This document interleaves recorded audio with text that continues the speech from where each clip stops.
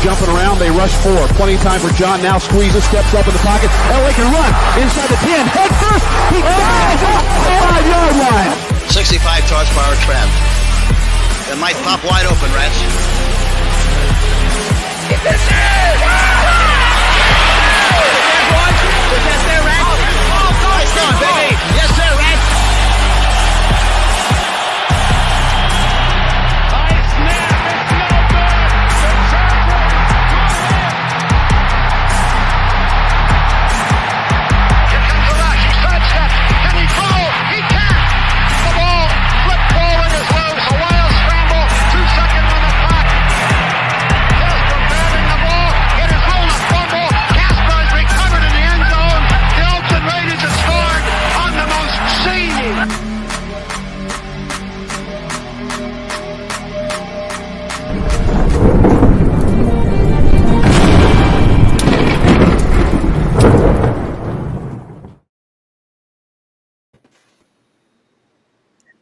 Hello, everybody, and welcome to the latest edition of the Wild Wild West podcast.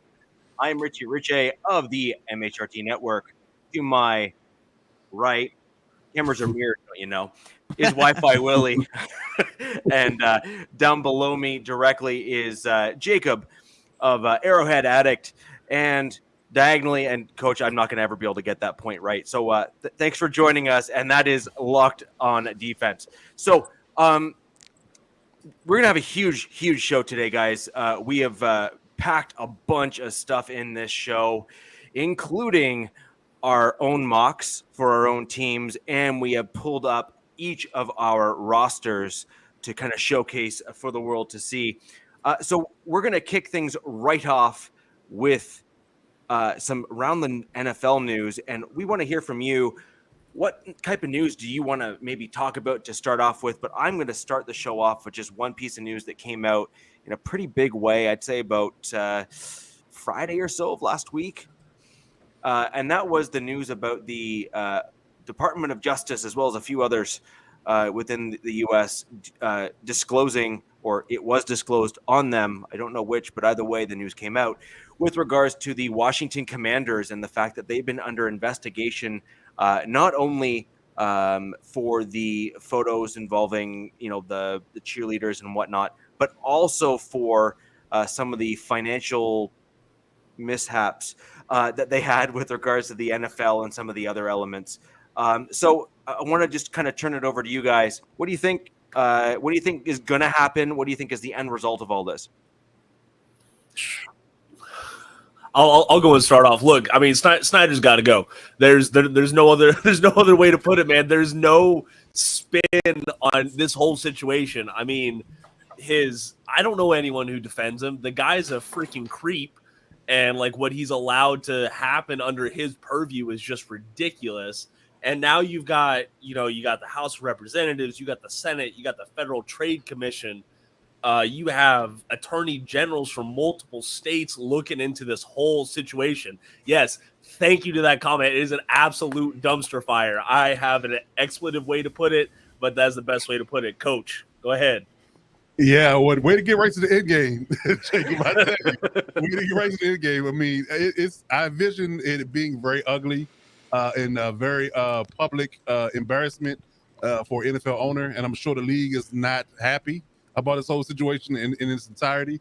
It's definitely going to be a result of the owners going to have to vote and vote harshly to say he's got to have to sell the team because it's just too much. And what I liked about the whole situation when they talked about the FTC scandal prior to this allegation is that they put the allegations out on a Tuesday. The Commanders team waited a whole full week to deny the allegations. So imagine this. Okay, you are dating a girl, right? You're cheating on a Tuesday. Right? You leave the house, don't come back for a week. Come back in the next following Tuesday, say, "Oh, by the way, that was false. I didn't cheat on anybody. I didn't do anything like that. I was no women. There was nothing going on. I was no animals, anything involved. There's nothing crazy. I'm clean." But who's going to believe you? Who's going to believe you? You waited a week to deny the allegation instead of coming right out and saying that's false and we need to investigate and whatever you want to, paint around the picture of the fact that it was false information or fake news, as everybody like to use. So I just don't understand how can you constantly be in the news for something completely and utterly nefarious and nobody, is, screaming bloody murder, outside picketing the FedEx field or whatever, just to be like, hey, it's things got to change. The Commanders team, football team, or previous names have been saying for years that he needs to sell a team just on performance. Now we got scandal. So guess what? Guess what? It's time to go. It's time to go. Willie. Well, for me, I don't know. It's only a scandal when people talk about it and when people notice it.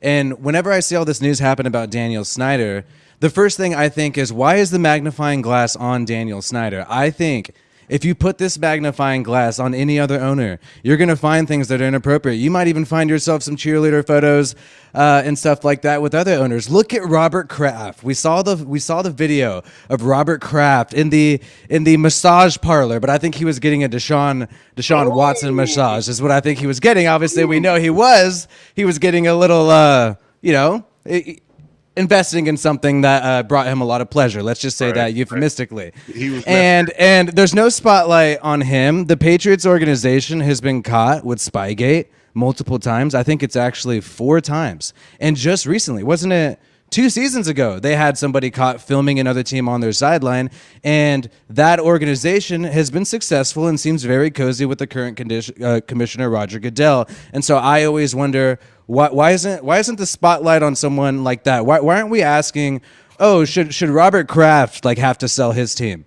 Since his organization time and time again gets caught cheating, right? Since he has these sexual deviant tendencies that, perhaps Daniel Snyder does. And to me, what made me start really thinking about that is with the John Gruden, email leak and everything, people started blaming Daniel Snyder and saying that Snyder leaked the emails to bring attention to Gruden, which doesn't make any sense at all. If anything, the email leak brought more attention to Daniel Snyder. The leak of Gruden's emails brought more attention to Snyder. And John Gruden in his lawsuit says it's Roger Goodell who caused the leaks. John Gruden believes in his lawsuit that Roger Goodell leaked his emails. So I just think the Snyder thing's a distraction, to be honest. I actually think it's a fair comment, and I also think that I think actually the fairest comment there is, okay, so Robert Kraft was caught. This isn't hyperbole. That he was caught, and I also think there are some fair comments to say about the fact that Robert Kraft was also had charges brought against him that I think were settled, and I think there is some modest parallels between him and say Deshaun Watson, for example, in terms of some of the things we're seeing there, and yet I didn't see any major issues come from that particular scandal. So I do think there is some, we'll just say, very fair comments to be made about the fact that why was the Houston Texans owner forced to sell the team almost immediately after making what is clearly an inappropriate comment. But, nonetheless, you said that, you're gone, but then Robert Kraft, gets caught with, his team cheating multiple times, integrity of the game issues, which you'd almost think in terms of a sports organization that, look, it's awful, the type of stuff that we're hearing from Snyder. So I think we can all collectively agree with that. But you've seen other owners like Kraft just simply skate away without anything so much as a slap on the wrist. Mm-hmm. Hey, man, what speaks loudest, money or integrity? Well, I actually think that's going to be the true test. So I'm gonna pull up this comment here. And I think that's going to be a really telling side of this is okay. The owners are willing to let Kraft off the hook, not once, but twice, if not 3 times, if you want to count Deflategate as well as kind of the third, big thing, right? However, none of them were really involving money. Right. Snyder, however, it is reported. We'll see if there's any hard evidence that comes from it. Did he actually do it? Did he withhold finances from the other owners and the NFL? Right. So if game integrity isn't going to talk, is money going to talk? Right. Because and then Willie, I think that there is something to be said, but on the other side of the same coin that you were saying is, if the league is not going to bring any action against Snyder for the cheerleader photo stuff, which I would argue you don't need a magnifying glass for, you just need a pane of glass like a window. because I mean that's pretty blatant stuff that no employer should ever be doing with their staff. Right. And if they're not going to do anything for that, and they're not going to do anything for cheating them out of money, you have to start wondering what kind of video evidence and glossies does he have of all the other owners? Because there's got to be some pretty wicked bad stuff that he's got in his back pocket to kind of keep himself as an owner at that point. All right. And one thing to piggyback off that is that Robert Kraft has been instrumental in not one but two CBAs being completed. Remember they had arbitrary concerns about the CBA?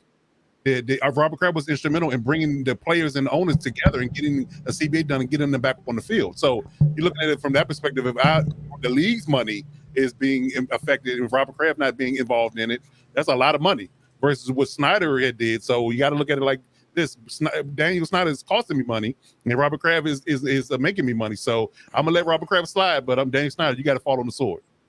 To me, that's more fair, and I relate with this comment a lot by La Tulipe Nore. NFL being an authority of any of these ethical problems is a joke. So I understand that makes more sense to me. I like it. I like hearing that where it's like, okay, he needs to be removed because he cost the other owners money, because that's really that matters at the end of the day. But when it comes to ethical stuff, like is he a good guy? It's just like, give me a break, you know, when we have all these players and coaches in the NFL and we know what they've done personally. Look at Big Ben. We celebrated Big Ben last year. You saw Chris Collingsworth all over him since it was his last year and he's about to retire. His allegations, at the very least, are way crazier than Deshaun Watson's, like insanely crazier if you read them. And they swept that under the rug. And that's just swept under the rug. And so it's like, okay, let's not try to act like the NFL is this like, oh, we don't like Dan Snyder because he's a bad guy. You know? Well, I do have to say this, though, Willie. You know, when Ben did his stuff, it was kind of I'm going to say it was a different point in society. Right. You know, right now with the whole Deshaun Watson stuff, you have the internet and social media and things are constantly being kind of stirred back up or brought back to the focal point. Big Ben, that like lasted a news cycle, and if you weren't paying attention, then it didn't happen. all right. So I think that's the only difference between the two. That's just me. And he won the Super Bowl after. So Yeah, that too. There you go. There you go. I don't think Deshaun Watson's in court right now if there's no Instagram. Think about it like right. That's true. that. Yeah. Yeah. And I think just last on this issue, I think there has to be some. I think as fans and also as an NFL, as the league, I think you have to treat hard evidence. Pardon the pun when we're talking about Robert Kraft and his endeavors, but I think when we're talking about hard evidence here, you have to look at what Snyder has and what has been brought to light already.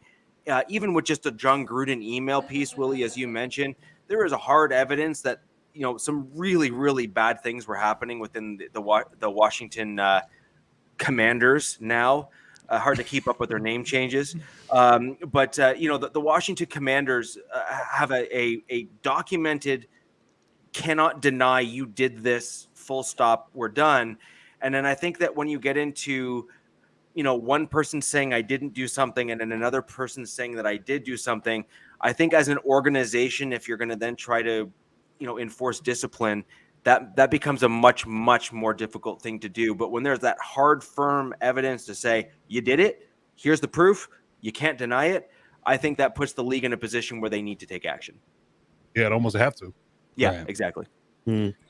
So on to a much, much lighter topic. How's that for a transition, right? That's what, yeah. Yeah. Wow. How's that for the transition of the century right there? So we're gonna go right into our team's rosters and where we're at now, and we're gonna start talking about some of the things that we might need to do to maybe bolster them through the upcoming draft, which is moments away, really, when you're thinking about it. So I'm gonna go ahead and bring up the coaches. He's done a twofer where he's got his team in depth and then his mock just to the right of it. But let's just talk about the rosters for now. And if we can get all of you to kind of jump in on each of our teams, rosters, depth, holes, etc., that'd be great. Another pun. I really should have avoided that one. But here's the Chargers roster. So, Coach, I'm going to leave this, swing this over to you, and you can go ahead and kind of go through some things for us. Right. So the names Justin Herbert, obviously, he's a starting quarterback. And starting running back is Austin Eckler. Wide receivers are Mike Williams and Keenan Allen. Newly required tight end out of free agency, Gerald Everett is our starting tight end. Starting from the left side of the line, you got Rashad Slater, left tackle. At the moment, we have Mike Fowler at left guard. He could be transitioning to right tackle coming here shortly, and depending on what we do in the draft, however. But we got Corey Lindsey at center. For right now, we got Brendan James at right guard and Storm Norton at right tackle. So, as you can see, starting off with the offense, there's a glaring need at the right side of the line because I'm sure you don't know those guys' names. Storm Norton is a former XFL and USFL guy, journeyman Canadian Football League guy. That came into the Chargers last season and filled in for Brian Balaga that was injured for the entirety of the season. So he played right tackle. And Willie, I'm sure you're familiar with him because Max Crosby had a field day on that guy. So clearly the right side of the line is an issue for sure. Just to drum up some needs for the draft coming up here in about less than 24 hours. So we have that going on. Jalen Guyton's our slot receiver. Josh Palmer, who's a second-year guy out of Tennessee, I believe. We drafted later in the draft last year. He's emerging. Donald Parham's coming back as a secondary tight end. Trey McKinney's our third. So the offense overall is pretty stacked. I would say starting with the offense as far as needs are concerned, I would say, again, the right tackle, the right guard position is the area of need. I'm assuming they don't move Matt Fowler to right tackle. I would say backup running back is a need and another slot receiver, some speed out there. We got two good possession receivers on the outside. We need some speed in the interior, outside of Jalen Guyton, who's on a one-year deal. So that's a glaring need for me in regards to the offense in its entirety. Defense is starting off with Joey Bosa, a household name, edge rusher. Austin Johnson, D tackle from the Giants, we picked up in free agency, and interior. We have Sebastian Joseph Day, who we got from the Rams in free agency, who was a former Staley pupil when he was with the Rams. Jerry Tillery is a holdover first-round draft pick. We have D-line from 3 years ago. Big trade in the news, as everybody noticed, that we have Khalil Mack on the other edge, not 34-style defense. Our interior linebackers are Kenneth Murray and Drew Tranquil. Cornerback, J.C. Jackson came in through free agency through the Patriots. The other corner will be Asante Samuel Jr., who we got in the second round in the draft last year. Slot corner will be Michael Davis at the present moment. Safeties are Derwin James and Nasir Adderley. Again, I think interior for the third linebacker, more likely for my money, would be Troy Reader, who came over in free agency as well from the Rams. So in this particular issue with the depth in regards to the defense, I would say we could definitely use another interior lineman or another corner. But I do like our upgrades as far as what we've done in free agency from defense of a perspective. But I think we got another interior lineman because I think Jerry Tillery's more of a pass rushing D tackle versus a run stopping. So we can fill his void and in early downs and get another interior lineman there. That'll be a need. Another interior linebacker, perhaps. Like I said, Troy Reader's on a one-year deal. And another corner, another slot corner to fill out our sub packages will probably be our biggest and most glaring need on the defense. We have Dustin Hopkins as a kicker, and we just got a kick returner in DeAndre Carter from the Washington Commanders, who we just talked about, ironically. So, he did really well for the Commanders last year. So we're looking for big things to come out of him this particular season in our kick game. So that's our roster in its entirety. So what's your guys' feedback on the roster? And what do you think? Do you think I missed anything as far as glaring needs? I was mainly just curious, like on the defensive side. So between Kenneth Murray at linebacker and Michael Davis at outside corner, which one of those positions would you like to see them upgrade more? Corner. Which corner over Kenneth Murray? Because I've just heard from Chargers fans that Kenneth Murray has been pretty disappointing. So that's why I assumed you would go for linebacker over Davis. Well, over Davis. I can speak directly to that because I'm a former linebacker. I coached linebackers in my day. Like I said, played linebacker all my life. And I'll tell you, from a defensive perspective, defensive mindset, as a casual fan, you might not notice something about Kenneth Murray. He's a run-stopping linebacker, right? He does have issues, or he needs to work on his pass coverage. In that area, he needs to work on his pass coverage. However, in his early downs and his production in his year one was great. And he did have a better supporting cast up front. Last year's supporting cast up front was really bad. Now, I don't care if you're Ray Lewis, you're Brian Urlacher, or anybody like that. If your front seven, your front four isn't good, and you have 330-pound linemen breathing on you every play, you can't make any plays. And then on top of that, he was hurt a bit in last season with an ankle issue that he had surgery on in all season. So I think that Kenneth Murray is a bona fide stud as a linebacker. He's freakishly athletic. He's rangy, speed. I mean, sideline to sideline guy. He was awesome in Oklahoma. If you want to see exactly how dominant this kid was as a 3-down linebacker at Oklahoma, watch his tape on YouTube. It's amazing. So I think I also realize he's a young kid. He's 23 years old. So he's still filling out his NFL body. He's still filling out his NFL mind. So he just needs time. And I think having Troy Reader in the building will give him a veteran, voice to talk to when it comes down to what to do in certain situations and the nuances of the game. So I'm fully in on Kenneth Murray. Now, Michael Davis, I kind of gave me cringeworthy moment when they signed him to a long-term deal because, he is the type of person that he's decent in man coverage, but he's horrible in zone. So it's one of those things where if you're going to play outside, you got to be able to do both. That's why I think they're going to line Asante Samuel up more so. The depth chart says slot, but I think he's going to line up more so outside because he can do both. And Michael will more so be the slot guy playing man coverage in the interior of the defense. So, but again, that's all in steady scheme, how he wants to scheme things up game to game. But I'm fully in on Kenneth Murray. I'm on the fence with Michael Davis. If we happen to pop with a different corner in the draft, then I'm fully down for replacing him. Okay. Jacob? So my question for you, Coach, is: are you worried about the edge depth at all right now for these Chargers?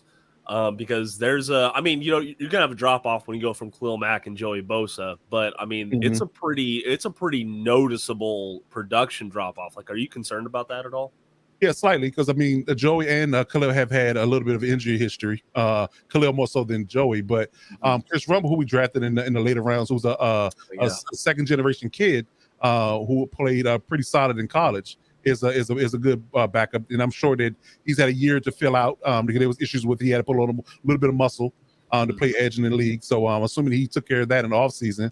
I haven't physically seen his body yet. I mean, I'm not searching for guys, looking at guys' frames, but that's a whole other conversation. But your wife has a few questions about that. You're absolutely right. She would definitely have a lot of questions.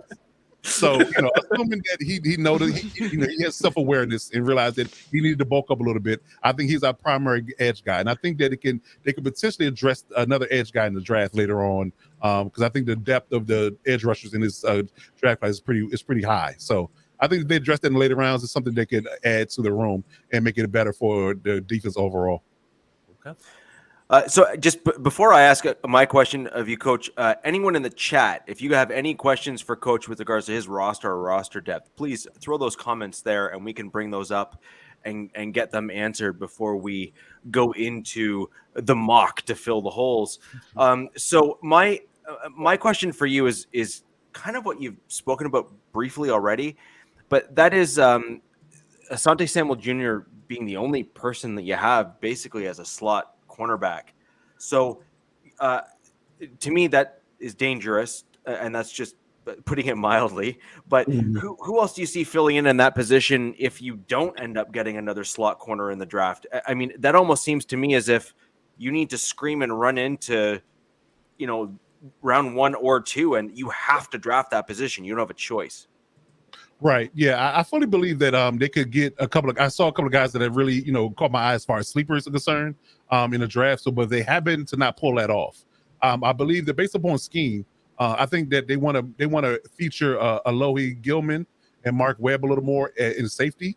So they will drop Derwin James down in the box because he's an excellent cover safety.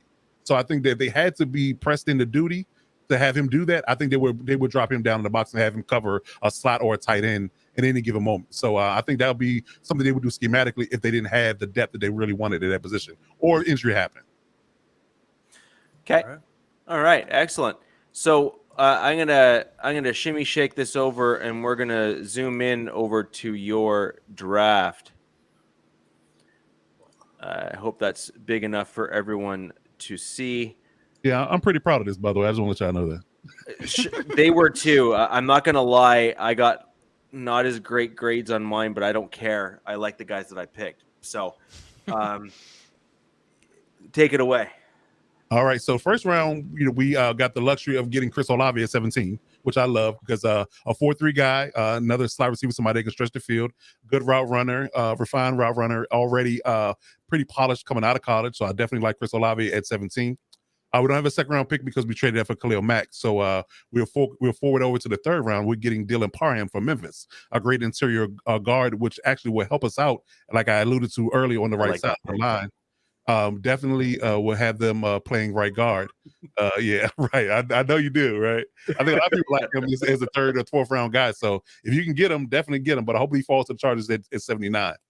So that will help our O-line out, and that would basically give us the option to move Matt Fowler out to right tackle, and that would basically fill out our line because there's another guy that was on the roster as a depth move. We got Will Clapp from the Saints. He was a draft pick of the Saints a few years ago, and we have the Saints O-line coach now. So he's very familiar with Will Clapp, so he could potentially play left guard if pressed into duty.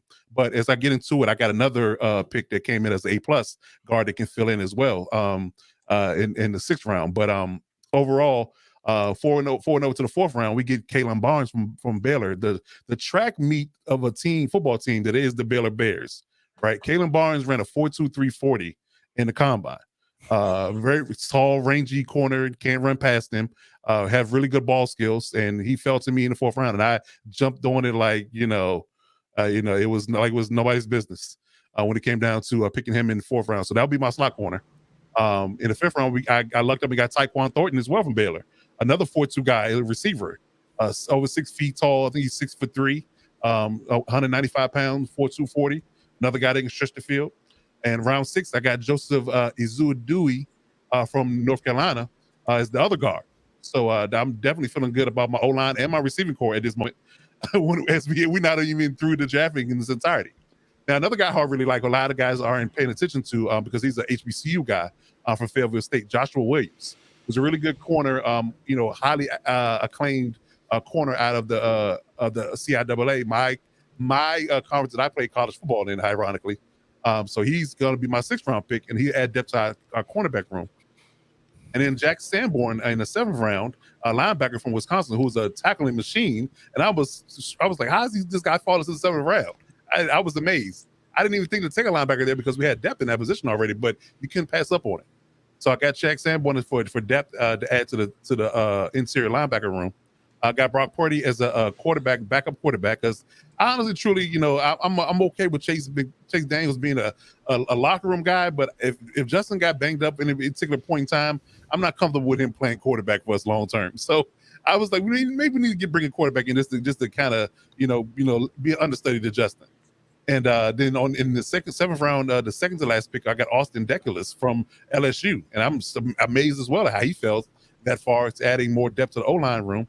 And then I got a running back at the very last pick in Jalen Warren from Oklahoma State. So got an A- grade, and I think I filled out all the needs outside the edge rusher on this particular list. And I think if we can address that in free agency at some point, or as camp breaks, somebody may get cut from a roster, we can pull off a trade, and we will be cooking with gas. So what do you guys think? I mean, I'll go and start off. I think it's a pretty solid draft overall. Like even outside of the grades that you got, I think like this would be a huge win of a draft for the Chargers. There's a pretty big drop off if something happens to Keenan Allen for the Chargers in that receiving core, and bringing in Olave and bringing in Thornton only replenishes those cheap weapons for Justin Herbert to use, and so that's great. I love Joshua Williams as well. The Chiefs brought him in for a top 30 visit. Okay. And apparently that visit went very well, so I've been watching him as well. There ain't a whole lot of tape on him, but I mean, you talked about why that is. Right. I'm not very high on Sanborn though, honestly. He's kind of limited athletically. I think he'd be kind of a step down from Kenneth Murray and what he provides. Like he's a pretty good inside the box guy. Yeah, that's the whole point. Like he would be inside the box. He's a thumper. He's not a 3-down linebacker at all. I definitely agree with that. Okay, there you go. But yeah, no, I think this is still a win. Awesome. Yeah, getting Kalen Barnes especially is a really big win too. So that's another reason why this draft looks awesome. I'm curious too. I mean, do you think maybe Tyquan Thornton or maybe Barnes could be a kick returner? Who's the Chargers like solidified kick returner? DeAndre Carter, who we got from the Commanders. Okay. But of course, in the kick return game, you have 2 guys back. So I think Tyquan would feel right in to go along with Carter, and then they would split punt return duties. I think it would definitely something we could look at as far as having them both do, and we won't have any drop off because both of them can do it. And they did it in college, so it's a win-win for us. So my only comment for you here is 2 of your biggest needs on the offensive side of the ball were tackle, at the right tackle position in particular, and your right guard, who you identified as big issues, and especially as your season went on last year, Herbert struggled. Like he couldn't get the ball off, or he was getting pressured more frequently, and that was likely as a result of injuries and other things like that, where you just kind of ended up losing continuity. You had guys that were playing at the back end of the year that weren't used to playing that long.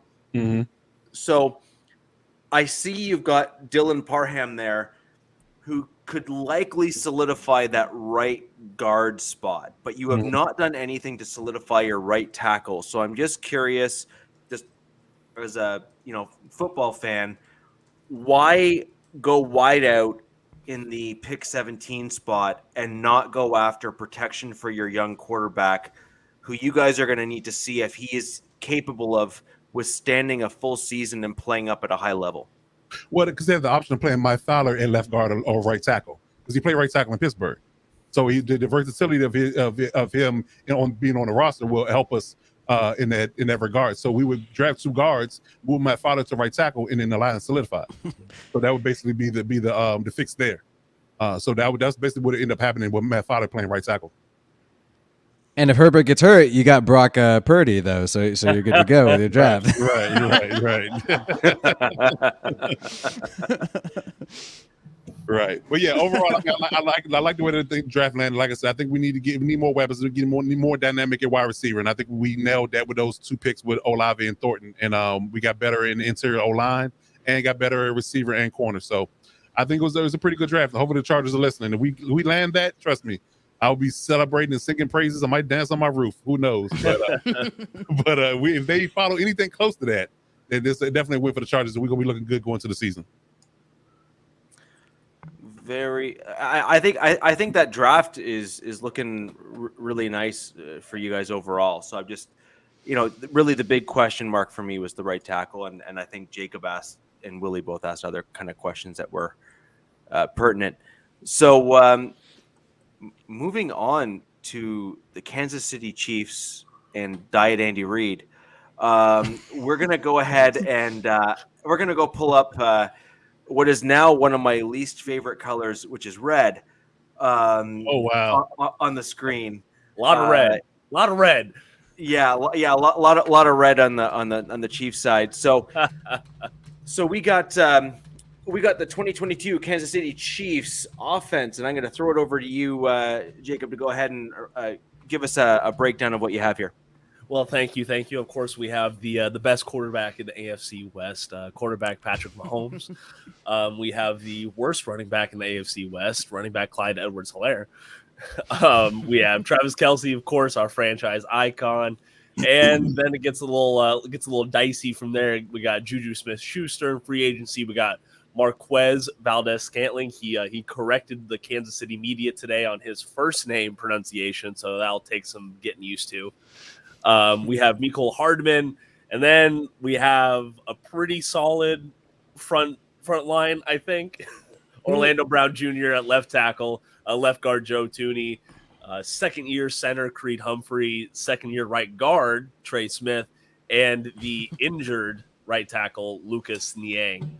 I mean, it's no secret we're all hunting for a right tackle in this draft and this offseason, and the Chiefs are not immune from that.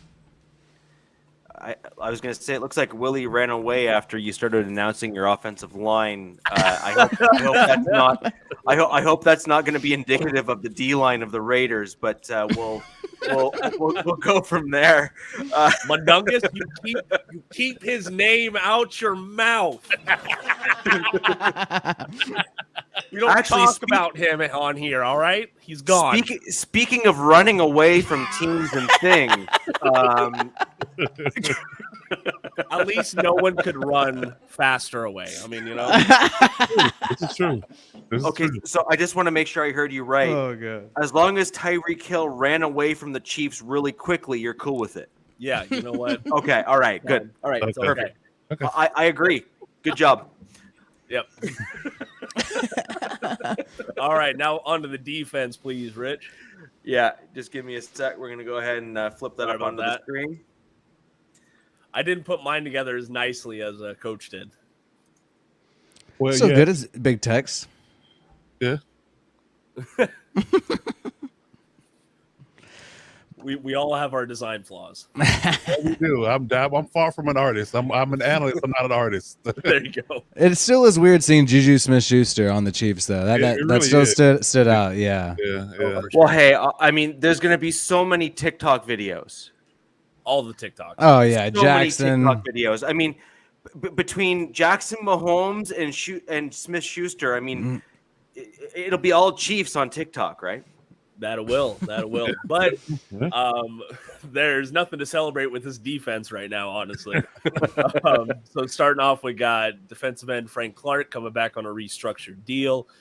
We have tackle Chris Jones, tackle Derek Nottie, who's back on 1-year deal. I can't believe I had to put him in the starting role, but Mike Dana, who was a very low pick out of Michigan and is just not who you want starting. Linebacker Nick Bolton, linebacker Jermaine Carter Jr. came over from the Panthers in free agency. Linebacker Willie Gay, cornerback L'Jarius Sneed, Rashad Fenton, free safety Juan Thornhill, and Justin Reed as the strong safety. He came over from Houston. God, why are we all laying in on Kansas City right now? Golly, Are the villains? You I know. are in the AFC West podcast, and You know what? you're basically 3 versus 1. So, I mean, I hate to state the obvious, dude, but it's going to happen. I'm suffering from success here. All right, you know what? It's what happens when you win 6 in a row, I guess. Settle down, baby. I mean, that's true, though. I mean, it really is. People are frustrated. Hell yeah. But I mean, so I listed the needs at the bottom of each graphic. Edge. Everyone knows we need edge. Everyone knows we need wide receiver of the future. God, That's hilarious. I'm sorry. That's hilarious. Oh man. Oh, sorry, Jake. I'm sorry. We got to make up for it. We have to be completely fair. Chris Jones is a heck of a player. Oh, absolutely. Yeah. Actually, like Nick Bolton too. Yeah. So I mean, we can lay into just about anyone else on the defensive side of the ball, but Chris Jones is legit. And L'Jarius Sneed is a really good corner too. I think the Raiders wanted to draft him, but then Kansas City drafted him right before the Raiders. So it's really good.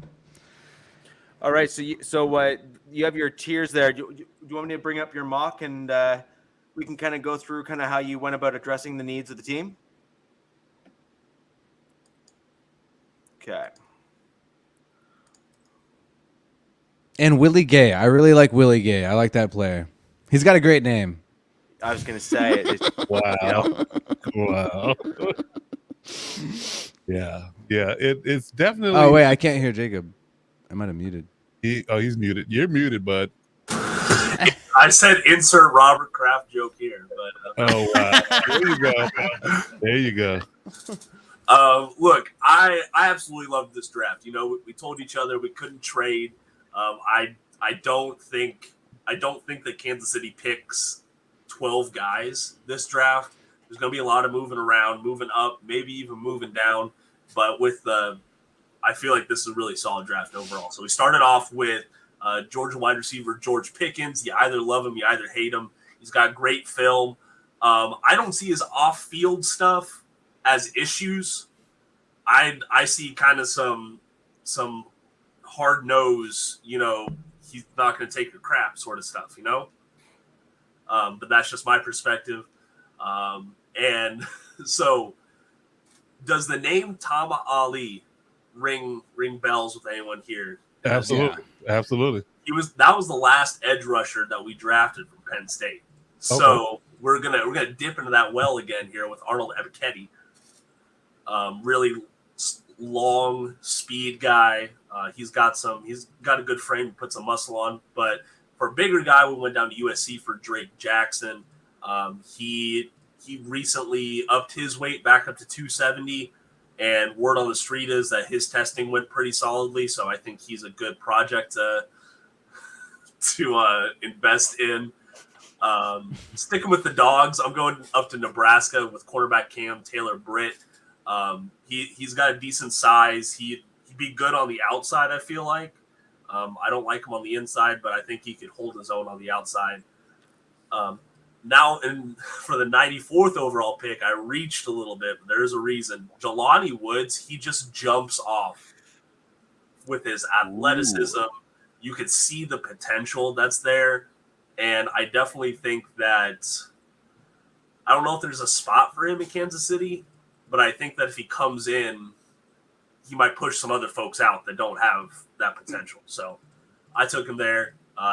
Back to the secondary with Jalen Armour-Davis out of Alabama. I think he's a pretty solid guy. I don't think he has a super high ceiling, but I think he has a decent floor as well. Now I started addressing the offensive line that we all need to look at. Tackle Braxton Jones, Southern Utah. Pretty raw guy. He's a good run blocker. He could use some work on his pass blocking, but I think he'd be a good project guy. And look, I don't want Derek Nottie coming back to Kansas City for another year, so I drafted Neil Farrell Jr. out of LSU. I think he's got some good potential, but he just didn't have the college production to back it up. Adding some more depth with Darian Butler, and now. I hate to say it, but these three picks might have been my favorite after Jelani Woods. I did an in-depth profile on halfback Lenny Brown out of West Virginia. The dude's a thumper.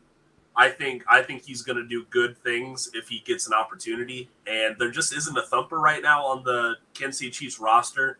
Ronald Jones is an early down guy, but he's only on a 1-year deal, so I'm not planning on him being around for the 2023 draft. Tackle Ryan Van DeMark. I always want to say Denmark. Yeah, me too. Ryan Van DeMark. He got brought in to a visit for Kansas City. Haven't really heard anything about how that meeting went, but he's got a good frame, a good foundation. I think he'd be a decent depth piece. And then coach, I picked this guy as well. I don't know how he fell to 259th overall, but cornerback Joshua Williams, just a long, very raw cornerback prospect. I mean, he's 6'3". He jumps out of the freaking gym. I absolutely love him. So that is, I feel like I addressed every glaring need and some possible underrated needs. But what do y'all think? Man, the fact that I drafted Joshua Williams higher means you can't have him. Based upon so you can't have him. But the Neil, before I get to George Pickens, because I absolutely love George Pickens. But the Neil Farrell pick is a very good pick, a very good quality pick. He's a great run stopper, and I'm kind of sneakily hoping that the Chargers will pick him up before you guys do. But you got him in the 4th round. I'm not sure we have the capital to get him based upon our needs. But yeah, he's a stud. He's definitely a stud. And I will say this, that if George Pickens is drafted by the Chiefs, I don't think Mecole Hardman starts. Oh, no. I don't think he starts. I think George Pickens is a bona fide star. I think, he's going to come in day one and he's going to gel with Mahomes and be a stud in that offense. Yeah. So as a Chiefs fan, you're not that confident in Mecole Hardman. I saw a recent story where people are saying, oh, it's his contract year. That's when you really go off, when it's your final year and you're trying to get that big payday. So are you expecting that from Hardman or you're not? So I think he had a perfect chance at doing it last year, because who is wide receiver 2 entering the offseason in Kansas City? It was like wide receiver 2 by committee, and you can't be having that. And it was Mecole Hardman's 3rd year with the team, and he was another speed guy. So everyone was saying, look, like this is going to be his year. And frankly, he had a decent year. He had a solid year. But we're looking at these free agency deals right now. And am I going to pay Mecole Hardman, $15 million a year plus to keep him in Kansas City? Oh, Because I'm sorry, freaking Byron Pringle, an undrafted guy from K-State, got $6 million from the Chicago Bears. I mean, like, he wasn't very good. And then now he got drunk driving or something like that, right? Yeah. We're talking about on field, not off field, right? Yeah. I think he had a chance to succeed. I don't think the door is closed on Hardman, but the saying is contract year goes undefeated. So it's all about the money, man. yeah. So my big one that I took away from this is, I know you brought in a safety, Yeah, but your other safety on the other side there is decent, not great. And I was kind of surprised to not see a safety, especially given the fact that there's a few of them that are kind of stacked near the top of the draft. That most, aside from the top safety in this draft, the other ones are slated to kind of slide at least into the second round. Mm-hmm. So I was a bit surprised to see you stack edges, although I do like Drake Jackson. So I can understand the predicament there because there's a high upside versus a position of need. So I'm willing to at least cut you some slack. But you already have at least one or two of your edges kind of locked in for a little bit, and you already picked one earlier. So why no safety? And then I'll tack on another question for you to answer, kind of both of them all in one shot. Okay. Are you seeing Jelani Woods as being a developmental guy intentionally behind Kelsey, and also potentially as a weapon, just because you might be figuring that Kelsey's getting older and he might start getting hurt? So I'll go and start off with the Jelani Woods question, and then I'll go into the safety one. So something that, if you look at the big picture, these very rarely are rookie tight ends coming in and succeeding with any team, no matter their talent level, no matter their athletic profile. It usually about year 2, year 3, that's when you're seeing these guys, really gelling with the offense. So I saw Jelani Woods, and I was like, okay, where is Travis Kelce going to be in 3 years? Where could Jelani Woods be in 3 years after learning from the Kansas City Chiefs staff? I mean, it's no secret we've really relied on Travis Kelce for multiple years, and that might be to our own detriment when we have to start reducing his snaps, which right. I think that's a very real future that Chiefs fans need to realize is coming sooner rather than later. So I see Woods as more of a developmental prospect. The Chiefs tried to. Y'all remember Demetrius Harris? Remember that name? Yes. Right. Yep. Yeah, that was a guy who wasn't really developed, but he still stuck around because people saw that potential. Mm-hmm. So I think Jelani Woods could be that at the very least. I think he has a higher ceiling than Harris, and I think that hopefully the staff can learn a little bit more about how to develop these younger guys. Like Jody Fortson came in, and they turned him into a pretty decent tight end in a limited snap count. But that's something I don't want to talk on more until like training camp or preseason, because I got to see these folks in pads right now. The safety move. So one of the big reasons why I picked Cam Taylor-Britt is because he has safety experience at Nebraska. He has good experience playing like deep half. He's not an in the box sort of guy. He lined up mostly at cornerback, but he does have safety experience. And also, it wouldn't be ideal, but let me put I don't have tin foil around. Let me put my tin foil hat on real fast. Do y'all remember where L'Jarius Sneed played in college? Louisiana Tech, right? Yeah, he was a safety at Louisiana Tech. Oh, well, there you go. So if you're looking at I don't want to say replacing Tyrann Mathieu, but if you're looking for an experienced guy to go into the back half of the secondary, who knows what he's doing, if you had to in a pinch, I think you could slide Sneed back there. Mm. So I Thornhill. think there's some flexibility there. And I didn't really like the safeties that fell to me in the second round. So yeah, it was just one of those things. Understood. Well, I think that's fair. Yeah. Yeah, I think that's absolutely fair. Any other comments from anyone else that wants to bring up either coaches' mock draft and the Chargers' holes on their roster, or KC's defensive needs, which are plentiful? Whether or not you felt Jacob, whether or not you felt that Jacob addressed them all or not, love to hear from you in the chat and in the comments after the show. Hey, and if no one else has any other comments with regards to Jacob's stuff, we'll move on to the Raiders, because I think we have a bunch of folks in the chat that are itching to see what Willie has to say. Hey, Rich, I gotta say, this just popped up on my phone. Schefter just tweeted out that Drake Jackson could be going in the first round. Oh boy, according to his sources. Oh boy. Yeah. Well, Drake Jackson, for if he's the gentleman I'm believing, that I'm remembering from like a year maybe ago, he was slated to be a first round pick back then, but then he had some challenges and issues and whatnot. So he's kind of gone to a slide as of late, and he could absolutely be one of those wild cards, kind of like some of the guys you saw Gruden draft, where he picked guys really early just because he liked certain things about them. I could see Drake being one of those guys where if a certain coach or a certain team just kind of likes certain things that he brings to the table, I could absolutely see a team saying, we think we can get the Drake of a year or two ago. Let's bring him in early in the draft because we need edge and we need them now. Okay. Drake. All right, Willie, I think your folks are getting a little itchy over there, man. They are. They're clamoring. Oh yeah, there's a couple comments. Okay, cool. All right. I think this list will be all right. Pray for you if there isn't. Yeah.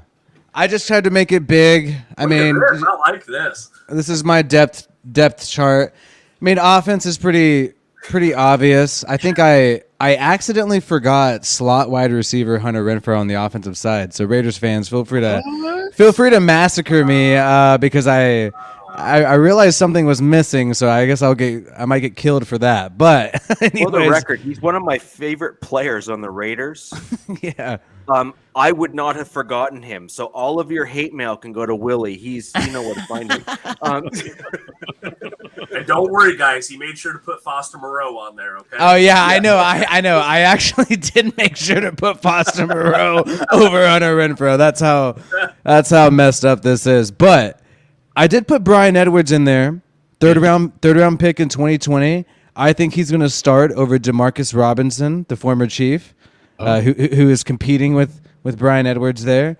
And they also did like this little movie today on the Raiders channel where it's his draft story. So whenever you see the media hyping these people up, I just assume they're probably going to be on the team for a little bit, or at least heavily invested in. And then left tackle Colton Miller, he's good. He's our best left tackle for multiple years. The offensive line is clearly the weakness on this side, but I actually think so. Okay, so this is in reference to me give Willie a pie as in reference to me taking a pie to the face because I said the Devontae Adams trade would never happen, and I said that multiple. I said that. I know, it was great. Probably at least 10 times. Yeah. Thank you, Sal, for that. I appreciate the pie reference. I may or may not have watched the video more than once. So we'll just leave it at that. Audrey, okay. It is amazing. Do you have Leatherwood back at right tackle? Oh boy. Well, Leatherwood. Okay, so Josh McDaniels is answering questions about Leatherwood in a press conference. He doesn't commit to any position. I think he's going to switch him back to right tackle. Maybe you can have Jermaine Illuminor play right tackle because he played right tackle with the Patriots in 2020. So that's a possibility. I don't think the offensive line is as bad as people think. I mean, it's a bad offensive line, but I think the coaching staff thinks it's better than it really is, because not even on this depth chart is John Simpson out of Clemson, 4th round pick. And then you also have Brandon Parker, who the Raiders just re-signed. He was a third-round pick in 2018. Brandon Parker, the right tackle. The Raiders just re-signed him for a one-year deal. Almost all of it is fully guaranteed. So it's like a $3 million almost fully guaranteed deal. So clearly he's going to get an opportunity this year. Illuminoid's going to get an opportunity as well as Good and Leatherwood. So you'll see in my draft why I'm mentioning this. And when Waller, I put Moreau tight end number 2 because, you know, there's the Waller trade rumors going on. And Derek Carr in a press conference, he did it this himself.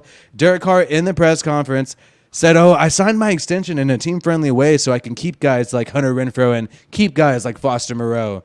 And he didn't mention Darren Waller. Yeah, he didn't mention Darren Waller. So, you know, I think he slipped up, and you know, it's a sin to lie. So he's going to be pretty transparent most of the time, Derek Carr. This is true. Yeah, so that's why I put Moreau on there. Then you got Jacobs, Jakob Johnson, the fullback. I'm actually excited about him. You know, McDaniels had some experience with him just last year. And on the defensive side of the ball, we know the edge rushers, Crosby and Chandler Jones. What is cool about that is the fact that we do have Cleveland Farrell. I actually think the Raiders are not going to trade Cleveland Farrell after June, like a lot of people think, because they could clear up cap if they trade Farrell after June. I think they're going to keep him because if Chandler Jones goes down, Crosby goes down, you're not in the position like, you know, we're looking at the Chiefs just a little bit ago. You know, you don't have much edge defender depth. Same with the Chargers, not much depth on the edge. I think you just keep Cleveland Farrell, even though he's a $9 million cap hit this year. Cleveland Farrell, I think you just keep the guy just to give you some depth. Hankins, I think defensive tackle is kind of an issue. That's why it's on my tier 1 because Jonathan Hankins, he's only making like $1 million this year. Nichols is a new player. He's pretty hyped up from the Bears.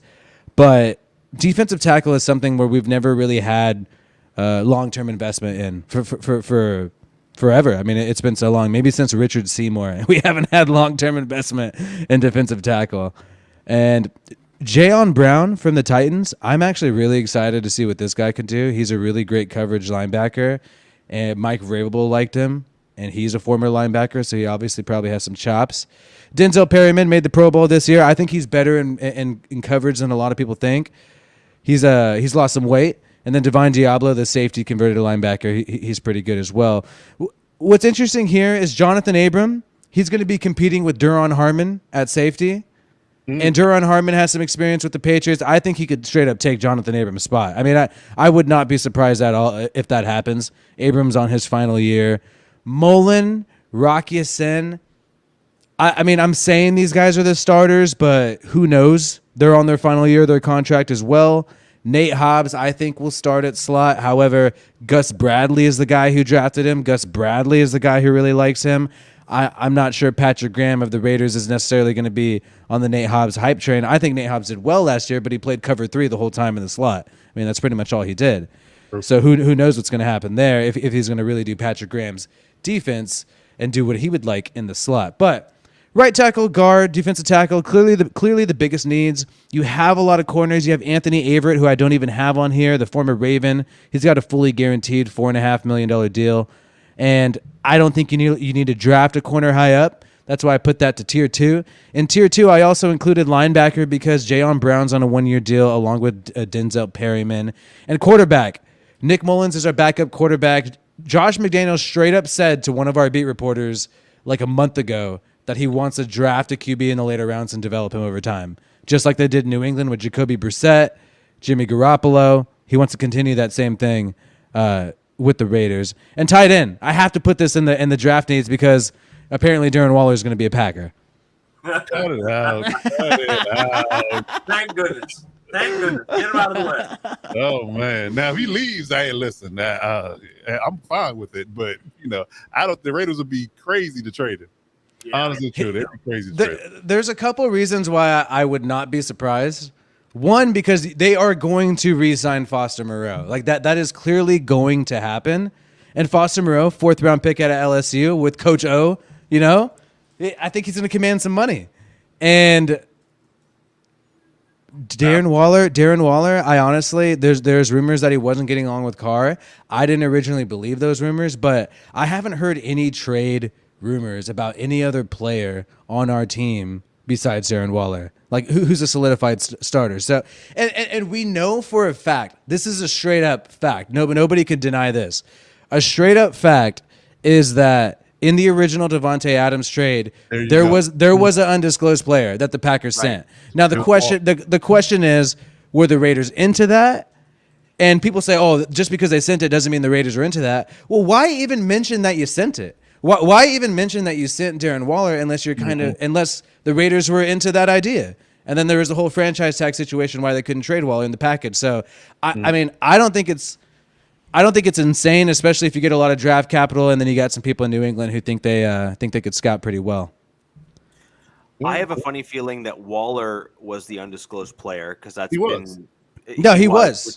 Which is what everyone's saying. Yeah. And I have a funny feeling that Waller was the player that was on the trade block instead of the second round pick that the Raiders gave up.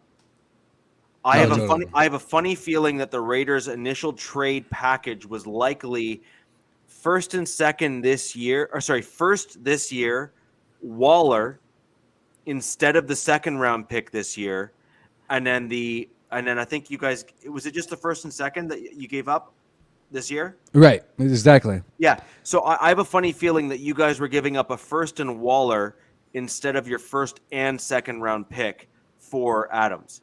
And then I think that's what probably happened as a result of the trade. And then because you guys couldn't give Waller instead of a second round pick, you guys then had to, bite the bullet, so to speak, and give up the second round pick because that's what the clear perceived value of Waller was in the trade value.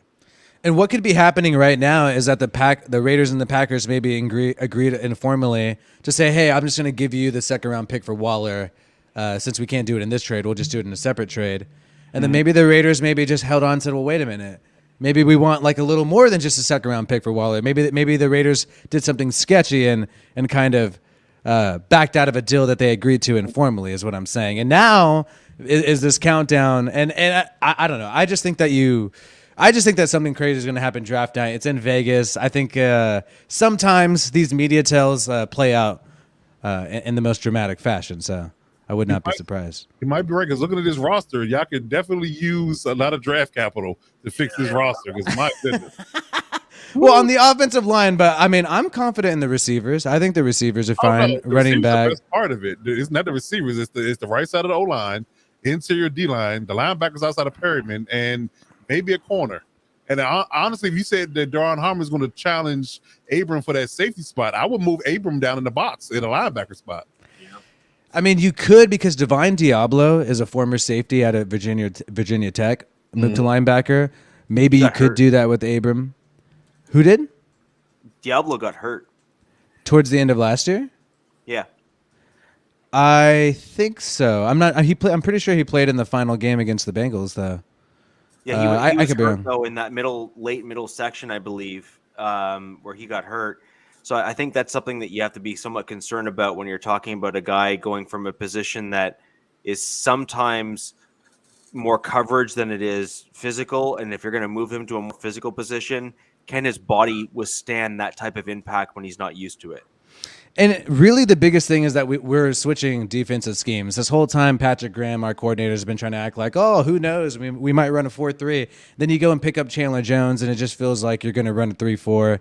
And I don't know. Who knows if Diablo fits this new scheme? But I thought, at least in Gus Bradley's defense second half of the season, I thought he did well, even when they were in a base defense. Like, it wasn't just him and nickel all the time.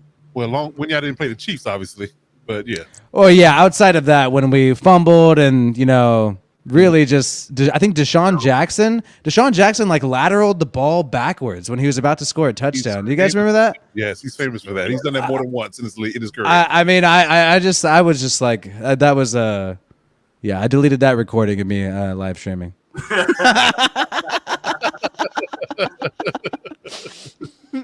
Oh, man. Well, so let's see this mock draft. Should we check out the mock? Yes. I want to see. Right. Let's go ahead and we're gonna flip up the Raiders mock here and go from there. Guys, any questions you have for Willie with regards to the roster, the needs, any of that kind of stuff, please enter that into the chat. We want to answer as many of those questions as we possibly can. See, Coach, a good thing that that we know is there ain't a whole lot of draft capital for the Raiders right now. There ain't a whole Yeah, lot of this- draft capital for Right. the Broncos. So it's Oh, going to this- be this some is- short. Be real quick. This is the shortest draft ever. Look at this. Ever. And I had to edit it because in the 7th round, like PFF just doesn't even have EJ Perry Oh, like wow. as an option.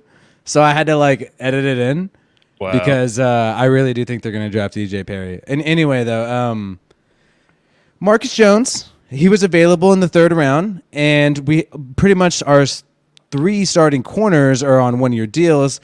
And Marcus Jones, he played a little bit of offense last year. You know, he did some receiving, and we have Hunter Renfrow doing kick returns and punt returns. And to be honest, like I just think you shouldn't do that, especially if you're going to invest in Hunter Renfrow, pay him potentially almost $15 million a year. I mean that's what he probably will command. So Marcus Jones, I think if he is available in round 3, why not pick him up? Get some cornerback depth. He can maybe kick return, punt return there. And then I went ahead and just went all in with the Darren Waller rumors. You know, I just went full throttle there and said, you know what?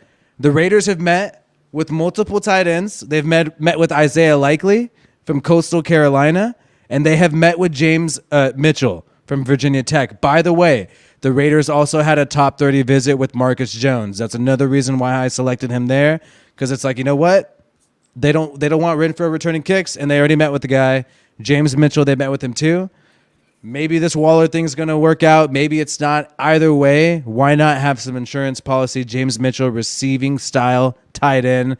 Hey, no, this is a dope mock draft, okay? And this is actually what I believe will happen. I actually really do think this will happen because, one, like I was saying earlier, I don't think the Raiders and Josh McDaniels and Coach Brasillo, the offensive line coach, really are planning to draft offensive linemen high up. I really don't think they're going to do that. They re-signed 2 offensive linemen who they could have let walk. I just don't see it happening. And then JoJo Doman, I don't know. I saw this linebacker available, thought he'd be decent. He's a coverage linebacker. Just decided to pick him up there. Zachary Thomas, though. I watched the Mountain West because of Fresno State. San Diego State had a great squad last year. Zachary Thomas in particular did a really great job against Fresno State and Nevada, who, in my opinion, were the best teams in the Mountain West Conference last year. So, and he actually has great size. So if he was available in the 5th round, not only just from my bias, you know, watching Mountain West perspective, I mean, that probably is playing a role here. But at the same time, I still think he would be a really good pickup in the 5th round. So I was pretty stoked to see him available there.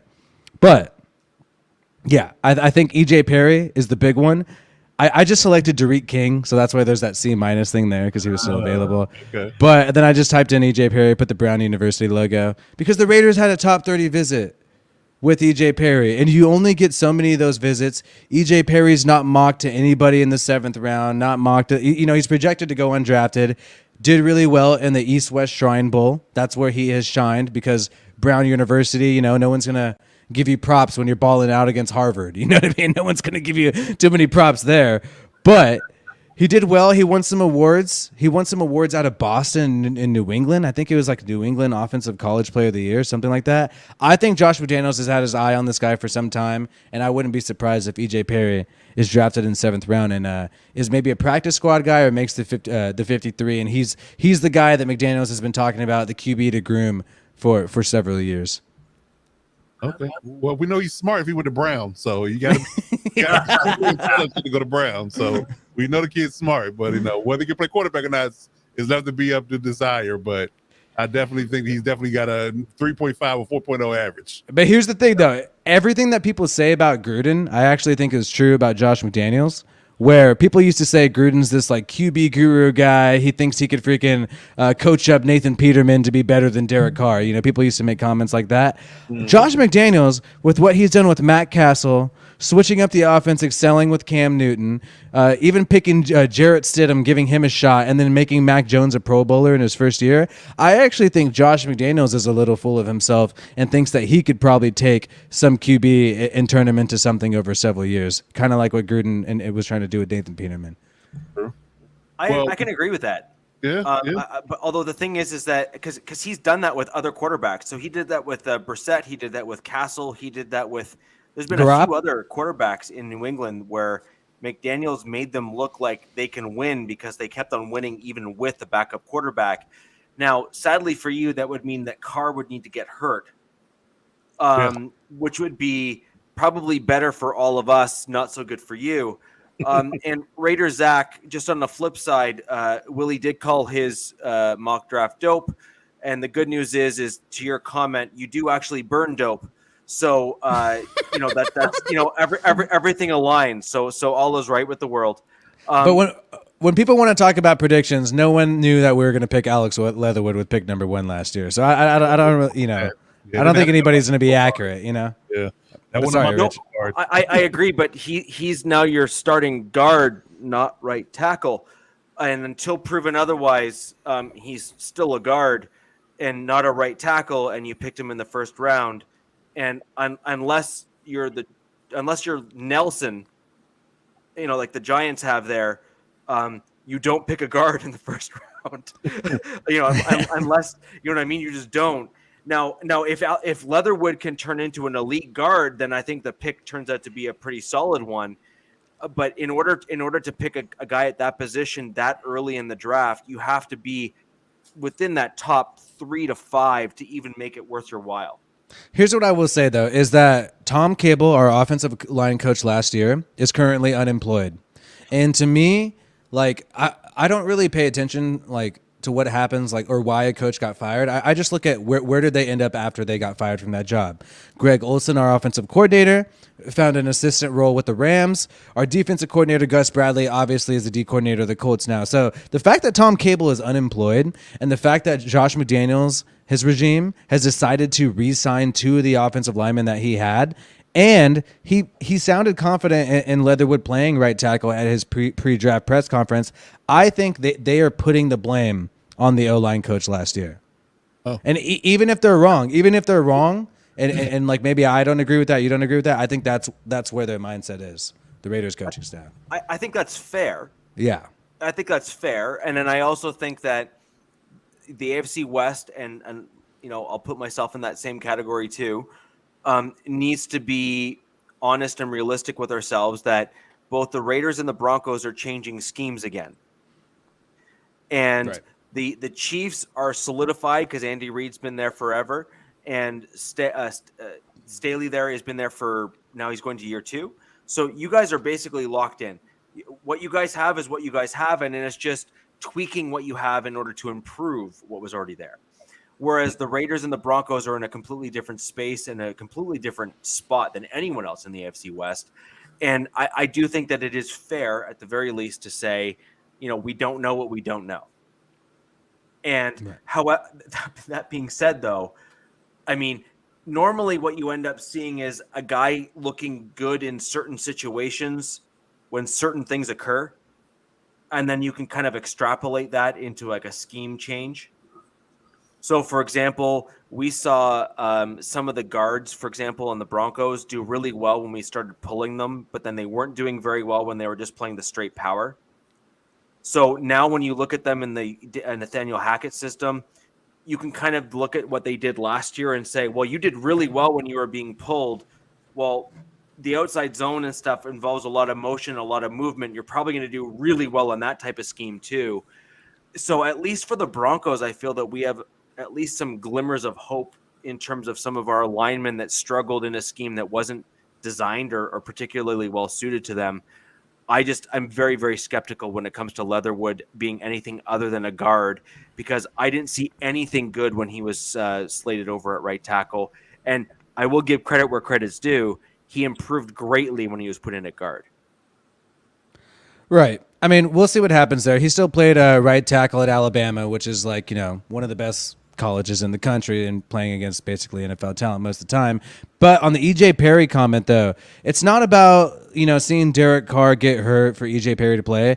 Derek Carr pretty much has a 3-year extension, honestly a 1-year extension, maybe 3 years. It's basically a 1-year extension.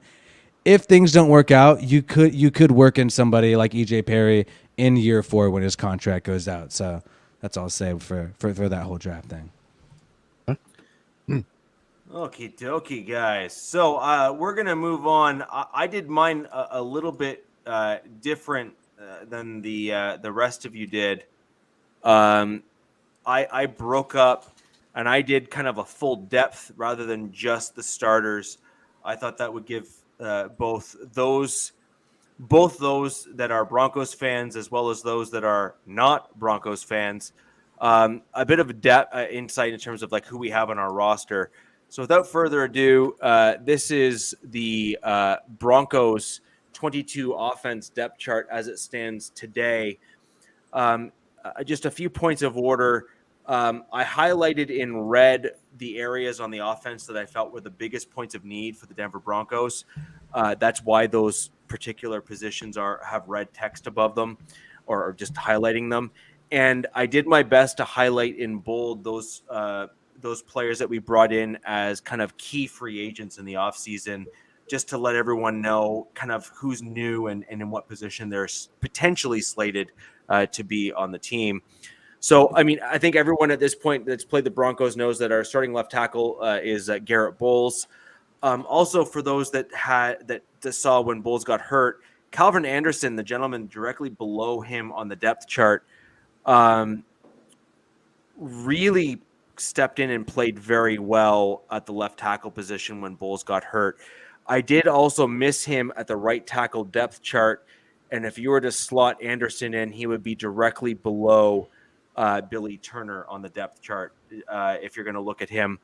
And then we have Drew Hilmerman, who is both slated on the depth chart as left and right tackle, although I do believe Drew Hilmerman is better at right tackle than left. Left guard, you have Dalton Reisner, and Netane Moody is, despite the fact that he has short arms, is just an absolute tank with legs. You saw him in one of the later games last year push two D linemen back, one with each arm, and throw them backwards and onto their back to get a touchdown. I mean, you hear interviews where guys are saying that the strongest guy they've ever seen in their life is Netane Moody, and that says a lot because you're dealing with linemen at that point. And Zach Johnson is another guy. He's kind of obviously low on the depth chart.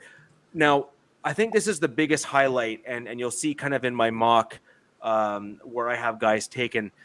Lloyd Cushenberry is at the center position was, in my opinion, by far our worst lineman on the Denver Broncos.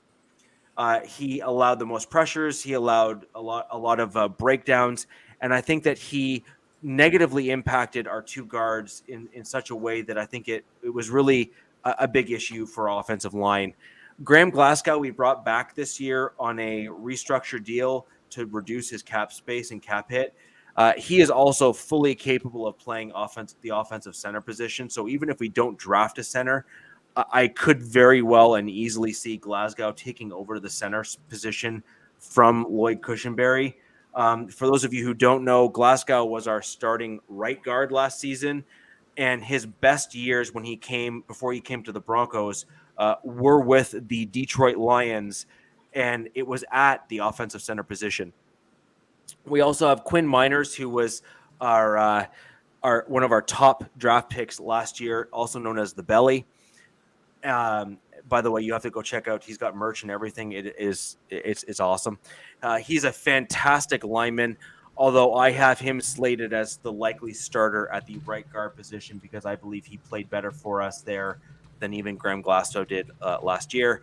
And then our free agent acquisition in the offseason was Ben Braden. At the right tackle spot, we have Billy Turner, and then Tom Compton was another free agent pickup that we brought in. Bailey Quinn is another right tackle to look at. I would actually say that he may, in fact, be a kind of a roster cut, unfortunately, but he is really, really good. And for either of the other three teams in the AFC West, I actually think he'd be a great kind of backup right tackle or even backup left tackle for you guys. So I know that you guys are actually the entire AFC West, if we're going to be honest. Dude, we don't want your leftovers, bro. Well, hey, let's put it this way. I would take Bailey Quinn at my right tackle position over Leatherwood. Okay, I knew that was coming. Let's just call it duck a duck, shall we? And then we have Drew Hilmerman and Casey Tucker. Now, I actually think that if we're going to look at the Broncos roster and the depth, Drew Himmerman is kind of the guy that I see as a bit of a sleeper, and I'd love to see him in preseason to see if he has both bulked up and gotten better. I think his size and speed combination really fit this outside zone blocking, much like Calvin Anderson. So I could totally see Drew Himmerman actually making the roster at the right tackle position, even as a swing tackle, just due to his size and just overall just blend.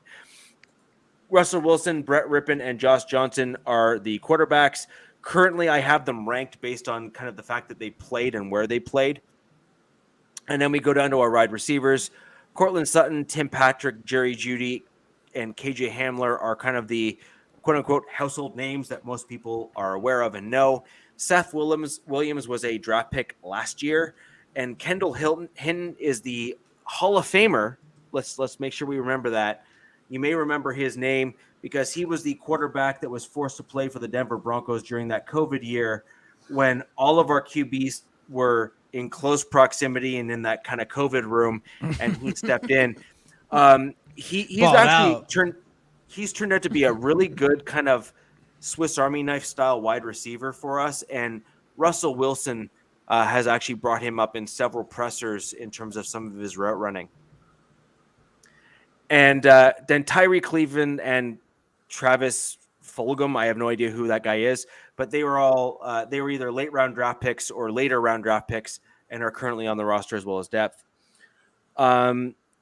We recently have announced that we brought back in Melvin Gordon, although it hasn't been officially announced yet, at least since we started the pod. But all fingers are kind of pointing to Gordon coming back to the Broncos and then Javonte Williams as our starting running back. Mike Boone is RB3, and I also believe he could likely end up being a returner if my draft does not come true. And Demaria Crockett is a very, very large-bodied, kind of aggressive running back. You've only seen him a few times play for the Broncos, but he kind of just reminds me of that bruiser. The Raiders have had a few, and unfortunately the other two teams in the AFC West have just kind of forgotten about that type of position. And so I could totally see him ending up in maybe the AFC North if the Broncos end up not keeping him on the roster, because he definitely fits that kind of a mold. Like maybe with the Buffalo Bills or even the Packers, they like guys like Demaria Crockett. Unfortunately, the Broncos have underutilized him. Albert Okunebunam or Albert O, just for those of you who don't want to ever endeavor trying to pronounce that in your life. He is our tight end one, and he has really made some major steps forward. Eric Tomlinson is a blocking tight end who we brought in as a free agent this year. And Sean Byer has been traditionally on our practice squad, but every time he stepped in or needed to, he's done a really good job. So I could actually see him being a pretty solid contributor. And Andrew Beck is a tight end / fullback. I'm quite curious to see what the Broncos do at the fullback position, because typically in the outside zone scheme, you play with a traditional fullback, and Andrew Beck is certainly not that. So I'm really, really curious to see what the Denver Broncos do this offseason as it pertains to the fullback position. Maybe a UDFA from the 2022 draft would be an interesting one to look out for. With regards to the Denver Broncos defense, Draymond Jones, Mike Purcell, and DJ Jones are the gentlemen that I have starting across the front three for the Denver Broncos. McTelvin Ajim is the guy that most people have slated at the right end position. And again, if you look at the top where I have right in text, I believe nose tackle and right end are the two major needs on the defense for the Broncos. Josie Jewell and Baron Browning I have slated as starters for the inside linebacker position. Baron Browning has been rumored to be moved to outside linebacker for the Broncos, or at least take more snaps at outside linebacker. In my opinion, I think that's a mistake just because of how well Browning did last year at the inside linebacker position. I truly believe that. He played amazing, in my opinion, at the inside backer position, so I think they should be leaving him there. And until the Broncos show me otherwise, I have him slated as a starter at the inside backer spot. Patrick Surtain II, easily one of the best, if not the best corner on our team. Rookie last year and stepped in and looked like a veteran. And I will be the first to admit, in terms of our picks, I wanted us to pick a right tackle at that spot just because I felt that there's enough depth there. But I have to say, after seeing Surtain play, certainly not a mistake taking that pick there, especially looking at some of our needs coming up at the corner position being another spot that I have in red for this year coming up. Randy Gregory will be starting at the outside backer alongside Bradley Chubb. Notable mentions are Jonathan Cooper and Malik Reed and Andre Mintz. All three of those guys are excellent backup in depth. Cooper has the legit potential to step in as a starter role as he begins to mature. Aaron Patrick also has some really interesting potential. If you look at him visually on the field, not only does he wear DeMarcus Ware's number, but he looks a ton like him too, which is really creepy. And he played pretty well when he was on the field. Justin Simmons, Kareem Jackson are both back. Kareem Jackson was a recent addition over the last week, and Caden Stearns is a really promising young rookie for us. Ronald Darby was one of the better corners on our team last year, and he's going to be likely a starter or will be our starter at the right corner spot. But you also note it is in red because I believe that we are quite thin at that position. And slot corner will be another free agent pickup in Kwan Williams, with Asang Bassi being a notable mention because he was a great starter for us when Vic Fangio was here, and our defense is shaping up to be very, very similar to our defense when Fangio was here as our head coach, but ultimately he really did in fact run the defense. So what do you guys think of the roster? Pretty solid. It's pretty solid. That's a good way to describe it. Are you really? Because, okay, Patrick Surtain, when the Broncos did select Patrick Surtain 9th overall in 2021, I remember everybody like being very upset, like Broncos fans like being like livid about it. And you were saying you liked the pick. Now that you've moved on from Drew Lock, moved on from Teddy Bridgewater, you got Russell Wilson. Do you still think that was the pick there at number 9? Because you could have also had Justin Fields, Mac Jones. These are you could have solved the QB situation without having to invest tons of picks for Russell Wilson if you would have done that instead of Patrick Surtain. I like the Jones pick, I think, more than I like the Fields pick. So Fields certainly didn't look particularly good in Chicago. In fact, they didn't play him in Chicago much at all, which I think speaks volumes. And Jones, however, I really liked him. I thought he looked really good coming out of college, and I thought that he was highly intelligent and was likely going to jump right into it, much like he did in New England.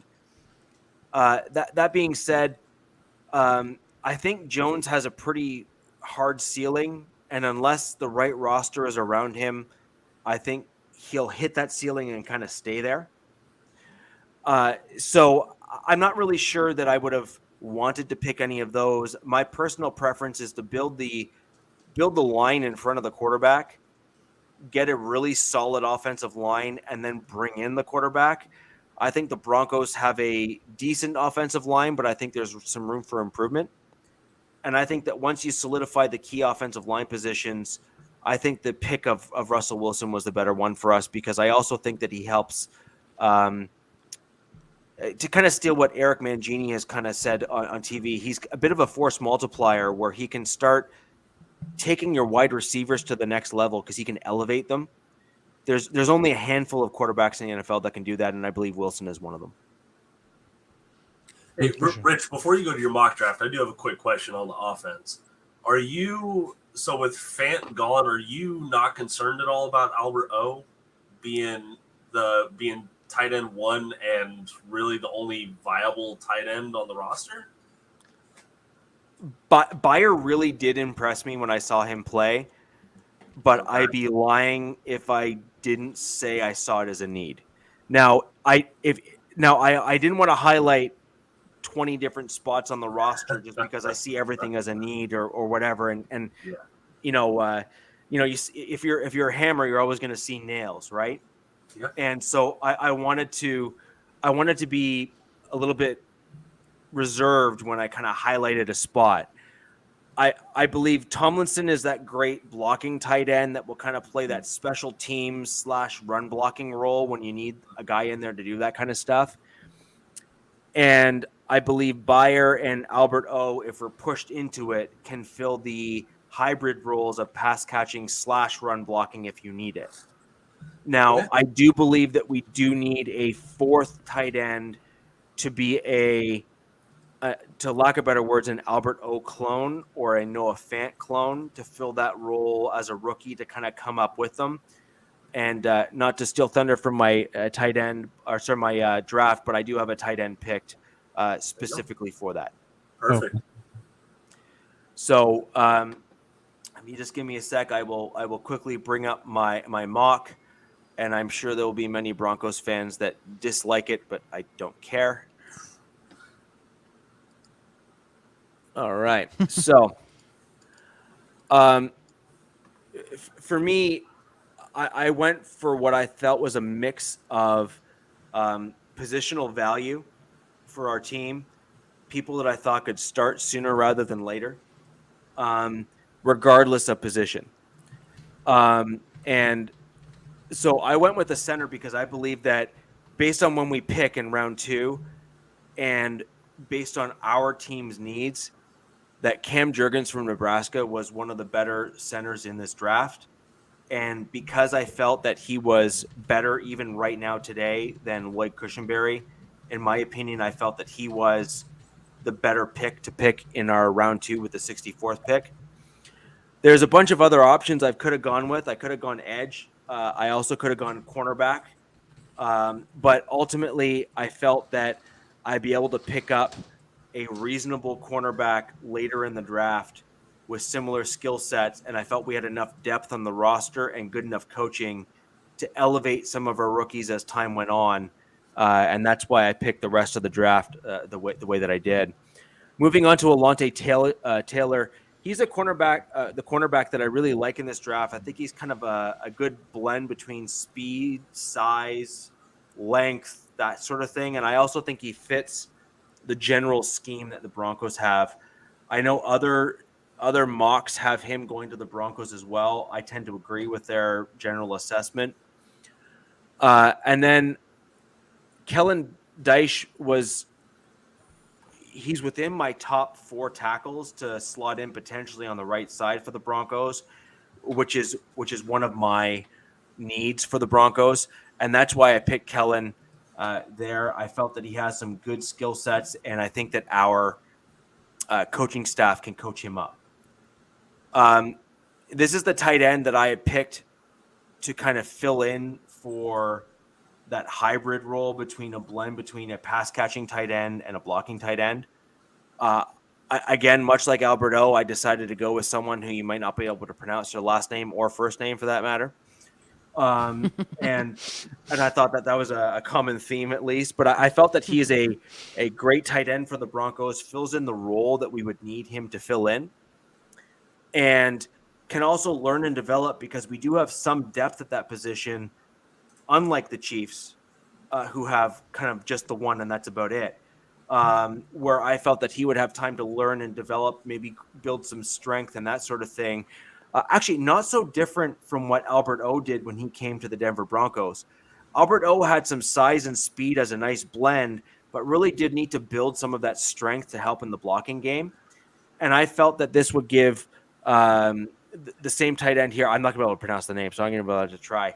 I thought that would give him some opportunity as well, and maybe start throwing him in later in the season to get him some in-game reps because we already had some tight ends on the roster that could fill in that role.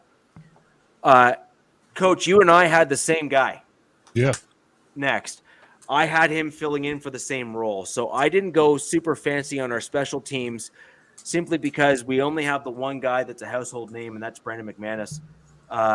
Sam Martin has done a good job for us, but I do think there is some room to even potentially upgrade at punter. But what we do need, in my opinion, is a speed wide receiver / kick return, punt return. And that's where I had Tyquan Thornton filling in. Okay. I believe he would be a good fill-in for that particular spot.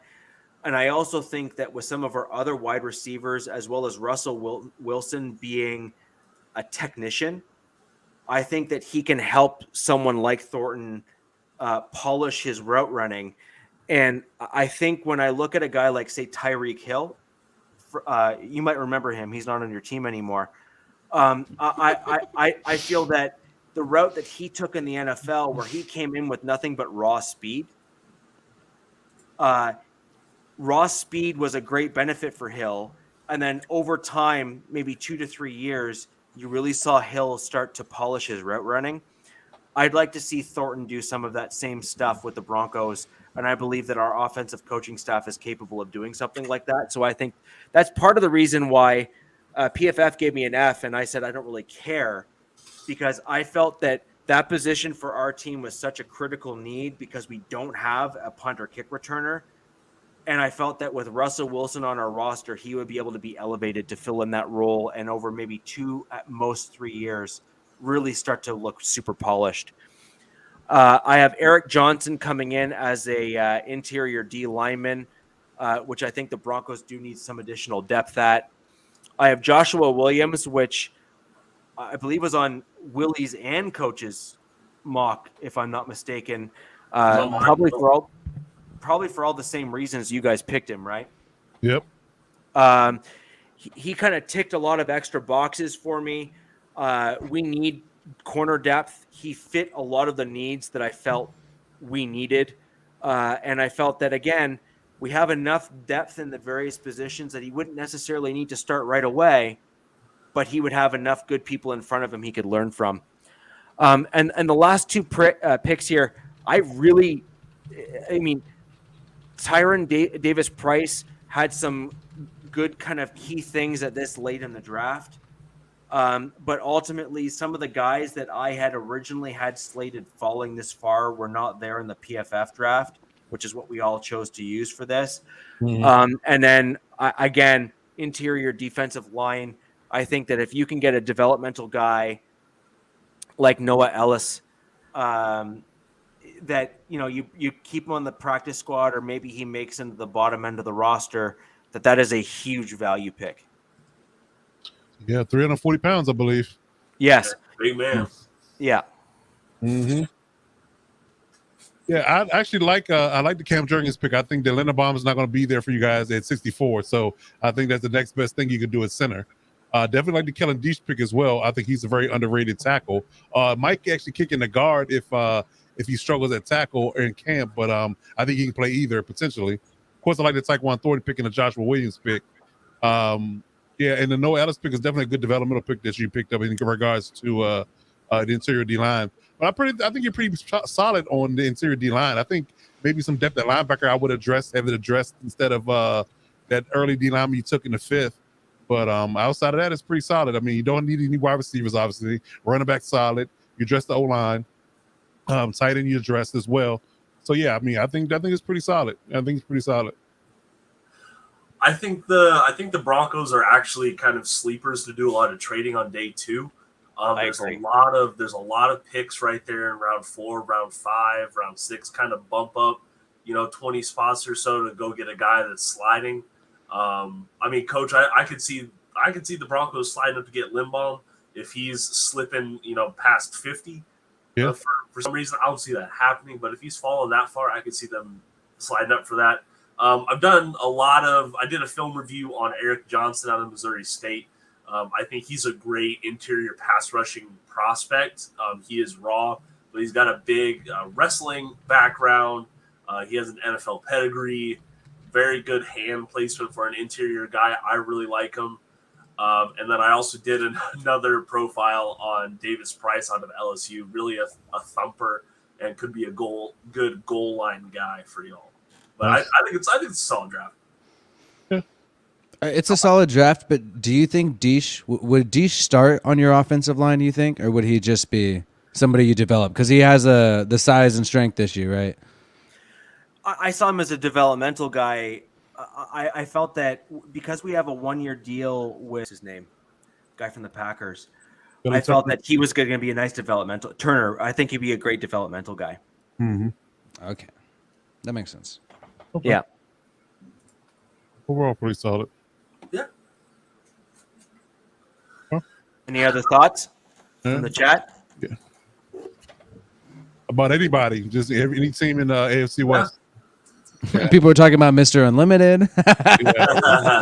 Right. That won't go away for some time. It actually got copywritten on my video. I had the Mr. Unlimited video. Oh, wow. So Russell Wilson must own the rights to that, I guess. Oh my gosh, man! When you got the first look at Russell Wilson coming out in that Denver Broncos It was Denver weird. Broncos It was uniform, weird. it was so weird, man. It was weird. I got to get used to that. That orange, I got to get used to that. The one thing I thought was weird was the picture of them together in spring training, and then he's holding some receiver's hand. You guys know which one I'm talking about? I did not see that. No, You did not see that. No, I mean, maybe Rich knows I'm talking about. I mean, there's nothing wrong. I heard in South Korea like that's normal or something, but I don't. Okay. But I don't know. I just thought it was weird. Like they're posing, and then his hand, and he's holding. But that means the camaraderie is being built, I guess. I guess so. Yeah, I guess Russell Wilson and Jerry Jr. are getting really close. Right. If you're comfortable in your masculinity to hold hands, then you definitely want the bond. Yeah. Or Ciara needs to watch out.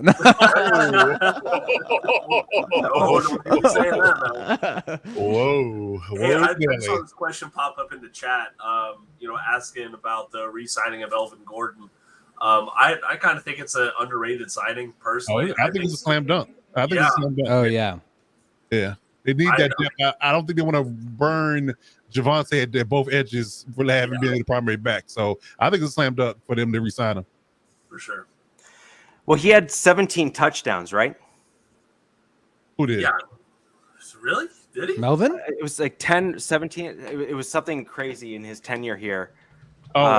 He's been a Bronco, yeah. Melvin Gordon. Let me just have a look. It was really pretty special.